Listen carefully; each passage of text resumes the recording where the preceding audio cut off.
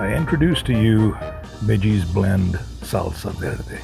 We start off with 5 tomatillos sliced, 2 serrano peppers, seeded or not, sliced, and 2 cloves of garlic.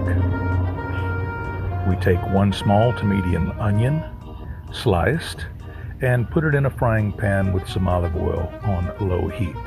And we stir until the product is all kind of sauteed, if you get my drift.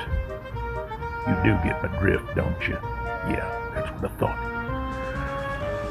From this point here, we transfer it to our blender, and we hit the on button to blend this stuff. But before we do that, we take half a lime of juice and squeeze that into our concoction as such.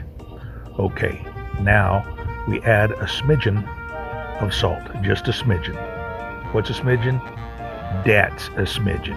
Okay, I got a little bit ahead of myself. Now we go ahead and blend this stuff up. We puree it as such. And once it is done, we transfer it over to the final container.